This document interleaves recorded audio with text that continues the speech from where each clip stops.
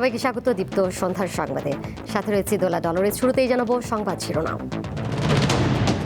নির্বাচনী প্রচারণায় জমজমাট সারা দেশ, মিছিল আর স্লোগানে মুখরিত পাড়া মহল্লা। মেক্সিকোতে ম্যাচের সময় স্টেডিয়ামে বন্দুকধারীদের হামলা, নিহত 11, আহত 12 জন।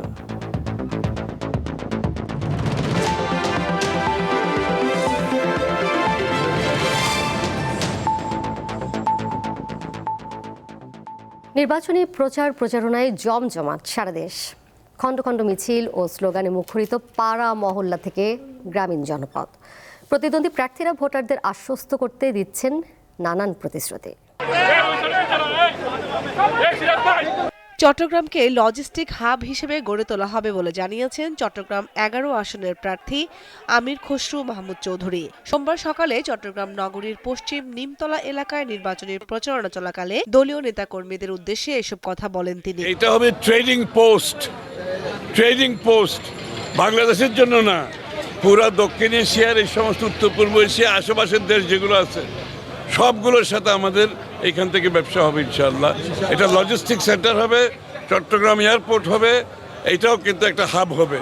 চট্টগ্রাম 5 আসন থেকে প্রতিদ্বন্দ্বিতা করছেন বাংলাদেশ খেলাফত মজলিসের প্রার্থী মাওলানা নাসির উদ্দিন মুনির। সকালে তিনি গণসংযোগ করেন হাটহাজারী মাদ্রাসা এলাকা, বাস স্ট্যান্ড এবং বায়েজিদ জালালাবাদ এলাকায়। ঠাকুরগাঁও 1 আসনের প্রার্থী বিএনপির মহাসচিব মির্জা ফখরুল ইসলাম আলমগীর সোমবার দুপুরে বেগুনবাড়ি ইউনিয়নের বিডি উচ্চ বিদ্যালয় মাঠে গণসংযোগে অংশ নিয়ে স্বাধীনতা বিরোধীদের সমালোচনা করেন। আমাদের এইবার ভোটের আমরা সঠিক সিদ্ধান্ত নেই, আমরা যেন ধানের শীষে ভোট দিয়ে এই যারা আমরা স্বাধীনতার পক্ষে কথা বলি, যারা আমরা ফ্যামিলি কার্ডের কথা বলি, যারা আমরা কৃষি কার্ডের কথা বলি, স্বাস্থ্য কার্ডের কথা বলি, আইন শৃঙ্খলা রক্ষার কথা বলি, শিক্ষার কথা বলি, স্বাস্থ্যের কথা বলি, তাদের হাতকে শক্তিশালী করলে ইনশাআল্লাহ দেশ আগামী 5 বছর ভালো হবে। গাইবান্ধা 3 আসনে দলীয় ও স্বতন্ত্র মোট 10 জন প্রার্থী প্রতিদ্বন্দ্বিতা করছেন। এর মধ্যে প্রচারণায় এগিয়ে রয়েছেন বিএনপির মনোনীত প্রার্থী মইনুল হাসান সাদিক। নিজ নির্বাচনী এলাকার ভোটারদের দ্বারে দ্বারে যাচ্ছেন এনসিপির উত্তরাঞ্চলের মুখ্য সংগঠক ও পঞ্চগড় 1 আসনের প্রার্থী সার্জিস আলম। এ সময় জোটের পক্ষে শাপলাকলিতে ভোট চান তিনি।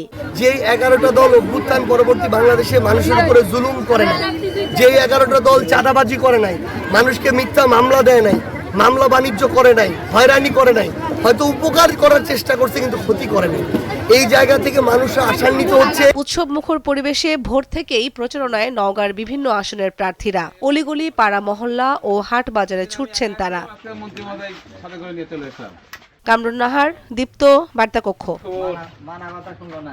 ত্রয়োদশ জাতীয় সংসদ নির্বাচন ও গণভোট উপলক্ষে অন্তর্বর্তী সরকারের প্রধান উপদেষ্টা ডক্টর মোহাম্মদ ইউনূসের সঙ্গে সেনা, নৌ ও বিমান বাহিনীর ঊর্ধ্বতন কর্মকর্তাদের মতবিনিময় সভা অনুষ্ঠিত হয়েছে। তিনি সশস্ত্র বাহিনীকে নিরপেক্ষতার সঙ্গে দায়িত্ব পালনের নির্দেশ দিয়েছেন। প্রধান উপদেষ্টা দেশের বিভিন্ন প্রয়োজনে সশস্ত্র বাহিনীর গৌরবোজ্জ্বল ও দায়িত্বশীল ভূমিকার কথা উল্লেখ করেন এবং পেশাদারিত্বের সাথে দেশের আইন শৃঙ্খলা বজায় রাখার জন্য সশস্ত্র বাহিনীর প্রতি আন্তরিক ধন্যবাদ ও কৃতজ্ঞতা প্রকাশ করেন। সোমবার সেনা সদরের হেলমেট অডিটোরিয়ামে এই সভা অনুষ্ঠিত হয়।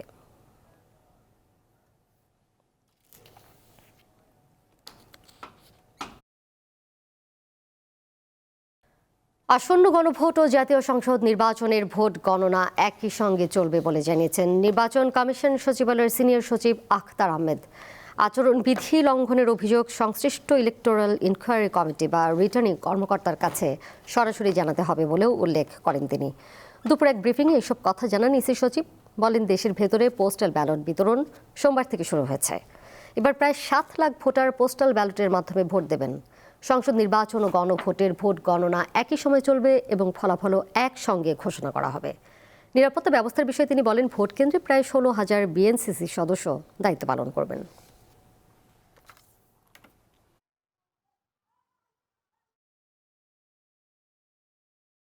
ত্রয়োদশ জাতীয় সংসদ নির্বাচন ও গণভোট উপলক্ষে আগামী 11-12 ফেব্রুয়ারি সারা দেশে নির্বাহী আদেশে ছুটি ঘোষণা করেছে সরকার। একই সঙ্গে শিল্পাঞ্চলের শ্রমিক কর্মচারীদের জন্য আগামী 10 ফেব্রুয়ারি বিশেষ ছুটি ঘোষণা করা হয়েছে। এ বিষয়ে প্রজ্ঞাপন জারি করেছে জনপ্রশাসন মন্ত্রণালয়। এতে বলা হয়, সংসদ নির্বাচন ও গণভোট উপলক্ষে আগামী 11 ও 12 ফেব্রুয়ারি বুধ ও বৃহস্পতিবার সব সরকারি, আধা সরকারি, স্বায়ত্তশাসিত ও বেসরকারি অফিস, প্রতিষ্ঠান বা সংস্থায় কর্মরত কর্মকর্তা কর্মচারী এবং সরকারি বেসরকারি শিক্ষা প্রতিষ্ঠানের শিক্ষক কর্মকর্তা কর্মচারীদের ভোটাধিকার প্রয়োগ ও ভোট গ্রহণের সুবিধার্থে সারা দেশে নির্বাচনকালীন নির্বাহী আদেশে সরকারি ছুটি এবং শিল্পাঞ্চলের শ্রমিক কর্মচারীদের জন্য আগামী 10 ফেব্রুয়ারি মঙ্গলবার বিশেষ ছুটি ঘোষণা করা হলো। আগামী 12 ফেব্রুয়ারি জাতীয় সংসদ নির্বাচন অনুষ্ঠিত হবে। একটি নির্দিষ্ট গোষ্ঠী নির্বাচনী প্রচারণার আইন ভঙ্গ ছাড়াও সুষ্ঠু পরিবেশ নষ্ট করছে বলে অভিযোগ করেছেন বিএনপির নির্বাচনী পরিচালনা কমিটির মুখপাত্র মাহদি আমিন। রাজধানীর গুলশানে দুপুরে সংবাদ সম্মেলনে তিনি দ্রুত নির্বাচন কমিশনকে এসব বিষয়ে যথাযথ পদক্ষেপ নেওয়ার আহ্বান জানান। ধর্মীয় বিশ্বাস ও আবেগকে ব্যবহার করে দেশের ভোটারদের প্রভাবিত করার যে চেষ্টা, সেটি নির্বাচনের স্বচ্ছতা, নিরপেক্ষতা, অবাধ ও সুষ্ঠু পরিবেশকে মারাত্মকভাবে ক্ষুণ্ণ করছে। আপনারা জানেন, এ ধরনের কর্মকাণ্ড গণপ্রতিনিধিত্ব আদেশ 1972-এর 77(1) ঘ অনুচ্ছেদের সুস্পষ্ট লঙ্ঘন এবং আইন অনুযায়ী অসৎ প্রভাব বিস্তার হিসেবে শাস্তিযোগ্য অপরাধ হিসেবে পরিগণিত হয়। তাই আমরা দ্রুত কার্যকর ব্যবস্থা গ্রহণের দাবি জানাচ্ছি। 2024 সালের 5 আগস্টের পর বিনা অপরাধে কারো বিরুদ্ধে মামলা ও হয়রানি করেনি জামায়াত। বিপরীতে একটি দল চাঁদাবাজি ও মামলা হয়রানি করেছে। দুপুরে কুষ্টিয়ায় নির্বাচনী জনসভায় এসব কথা বলেন জামায়াত ইসলামীর আমির শফিকুর রহমান। নির্বাচনী প্রচারণার পঞ্চম দিনে খুলনা বিভাগে সফর করছেন তিনি। এর অংশ হিসেবে কুষ্টিয়া শহরের আবরার ফাহাদ স্টেডিয়ামে জনসভায় যোগ দেন জামায়াতের আমির। এ সময় জামায়াতের নেতৃত্বাধীন জোটের প্রার্থীদের বিজয়ী করতে আহ্বান জানান শফিকুর রহমান। আরও বলেন, জামায়াতের এত তালা কেনার টাকা নেই যে ক্ষমতায় গেলে নারীদের ঘরে তালাবদ্ধ করে রাখা হবে।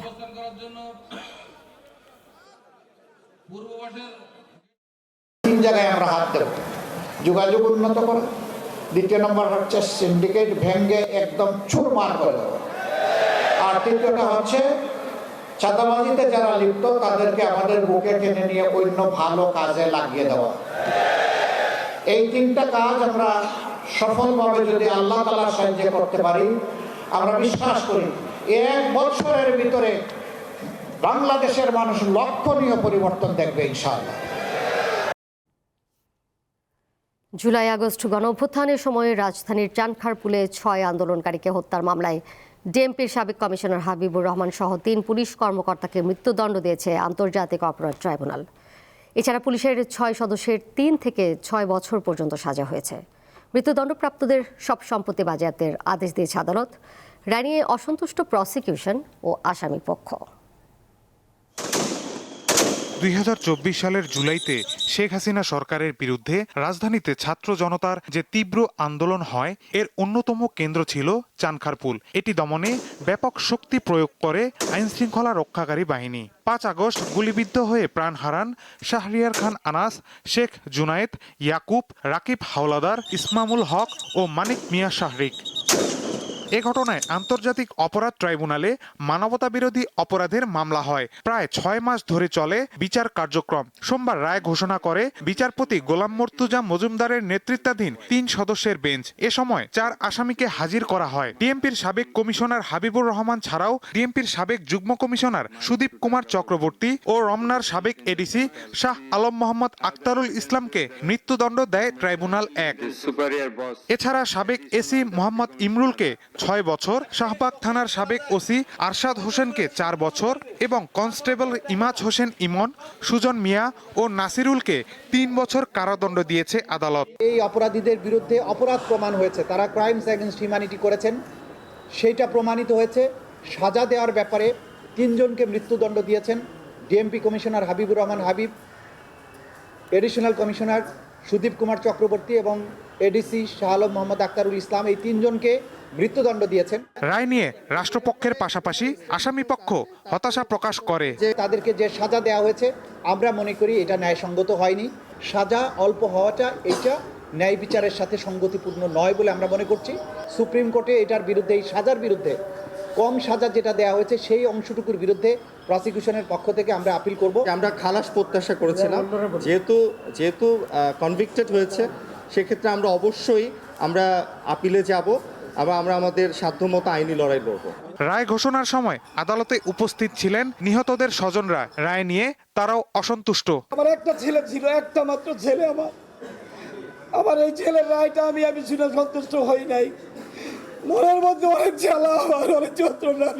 চানখারপুল হত্যা মামলায় সাজাপ্রাপ্ত ৮ আসামির মধ্যে ডিএমপির সাবেক কমিশনার হাবিবুর রহমান, ডিএমপির সাবেক যুগ্ম কমিশনার সুদীপ কুমার চক্রবর্তী, রমনার সাবেক এডিসি শাহ আলম মোহাম্মদ আক্তারুল ইসলাম ও এসি মোহাম্মদ ইমরুল পলাতক। মাহিদুর রহমান, দীপ্ত সংবাদ, ঢাকা। ট্রান্সপারেন্সি ইন্টারন্যাশনাল বাংলাদেশের নির্বাহী পরিচালক ইফতেখারুজ্জামান বলেছেন, শূন্য দারিদ্র্য, শূন্য বেকারত্ব ও শূন্য কার্বন নিঃসরণ এই 3-0 নিয়ে আন্তর্জাতিক পরিসরে কথা বলা হলেও দেশে এর বাস্তবায়নের কোনো কার্যকর উদ্যোগ দেখা যায়নি। আন্তর্জাতিক পরিচ্ছন্ন জ্বালানি দিবস পালনে সরকার সম্পূর্ণভাবে ব্যর্থ হয়েছে বলেও উল্লেখ করেন তিনি। সকালে জাতীয় সংসদ ভবনের সামনে ট্রান্সপারেন্সি ইন্টারন্যাশনাল বাংলাদেশের উদ্যোগে আয়োজিত আন্তর্জাতিক ক্লিন এনার্জি দিবস উপলক্ষে মানববন্ধনে প্রধান অতিথির বক্তব্যে তিনি বলেন, এই দিবসটি পালনের মূল উদ্দেশ্য হল সচেতনতা সৃষ্টি করা, বিশ্বব্যাপী সকল নাগরিককে, বিশেষ করে রাষ্ট্র ক্ষমতার দায়িত্বে থাকা ব্যক্তিদের সচেতন ও সক্রিয় করা। কিন্তু সেই লক্ষ্য বাস্তবায়নে সরকার ব্যর্থ হয়েছে। তিনি আরও বলেন, সরকারের মেয়াদ শেষ হচ্ছে, মেয়াদ শেষে তারা যেন নিজেরাই একটি শ্বেতপত্র প্রকাশ করে। সরকারের কাছে আহ্বান জানাবো, তাদের মেয়াদ শেষ হচ্ছে, মেয়াদ শেষ হওয়ার পর তারা নিজেরা একটি শ্বেতপত্র প্রকাশ করবেন। এই শ্বেতপত্র এই 3-0-কে কেন্দ্র করে আন্তর্জাতিকভাবে যে প্রচারণা করে থাকেন, জাতীয়ভাবে সে প্রচারণার পাশাপাশি কতটুকু দায়িত্ব পালন করেছেন, এই 3টি বিষয়কে কেন্দ্র করে এই বিষয়ে আমরা মনে করি দেশবাসী জানতে চাইবে।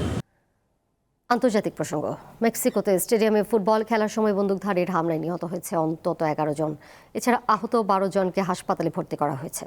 দেশটির মধ্যাঞ্চলীয় প্রদেশ গুয়ানাজুয়াতোর সালামানকায় স্থানীয় সময় রবিবার এই হতাহতের খবর নিশ্চিত করেছে শহরটির মেয়র সিজার প্রিয়েতো।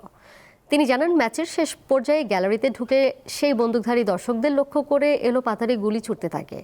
এতে ঘটনাস্থলে নিহত হন 10 জন এবং আরেকজন হাসপাতালে মারা যান। হামলার কারণ সম্পর্কে এখনো কিছু জানেনি আইনশৃঙ্খলা বাহিনী। মেক্সিকো বিশ্বের সবচেয়ে অপরাধপ্রবণ দেশগুলোর একটি, যার সবচেয়ে সহিংস প্রদেশের নাম গুয়ানাজুয়াতো। ফিলিস্তিনের গাজা ও মিশরের মধ্যকার রাফা সীমান্ত ক্রসিং সীমিতভাবে খুলে দিতে রাজি হয়েছে ইসরায়েল। তবে শর্ত হিসেবে গাজায় থাকা শেষ জিম্মির মরদেহ ফিরিয়ে দিতে হবে বলে জানিয়েছে তারা। গত বছরের অক্টোবরে গাজায় যুদ্ধবিরতি কার্যকর হলেও রাফা সীমান্ত ক্রসিং দীর্ঘদিন বন্ধ রয়েছে এবং এতে করে মানবিক সহায়তা প্রবেশ প্রায় স্থবির হয়ে পড়েছে। সংবাদ মাধ্যম আল জাজিরা জানায়, যুক্তরাষ্ট্রের বিশেষ দূতরা বিভিন্ন সময় ইসরায়েল সফরে গিয়ে রাফা ক্রসিং খুলে দেওয়ার জন্য চাপ দেওয়ার পরিপ্রেক্ষিতে রোববার ইসরায়েল সম্মতি জানায়। গাজার স্বাস্থ্য মন্ত্রণালয়ের তথ্য অনুযায়ী যুদ্ধবিরতি কার্যকরের পরও ইসরায়েলি বাহিনী চুক্তি লঙ্ঘন করেই চলেছে। এ সময় অন্তত 484 জন ফিলিস্তিনি নিহত এবং আরও 1321 জন আহত হয়েছেন।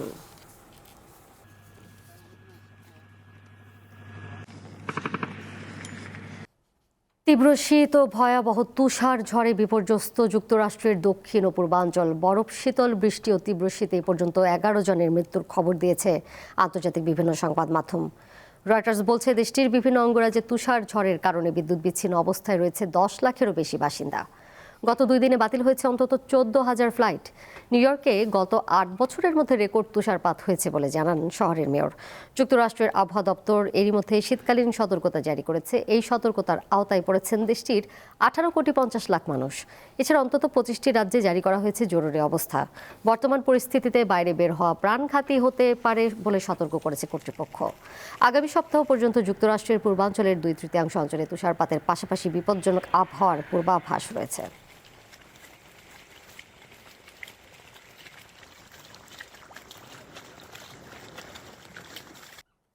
শেষ করব দীপ্ত সন্ধ্যার সংবাদ। যাবার আগে শিরোনামগুলো জানিয়ে দিব আরও একবার।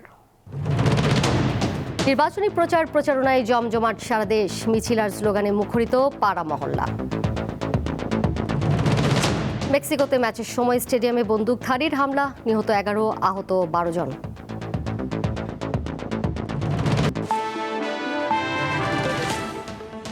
এই ছিল এখনকার মতো। পরের সংবাদ দেখবেন রাত 11টায়। এছাড়াও আরও তথ্য এবং বিনোদনের নানা খবর জানতে যুক্ত থাকুন দীপ্ত ডিজিটাল প্ল্যাটফর্মে। ধন্যবাদ সবাইকে এতক্ষণ সাথে থাকার জন্য।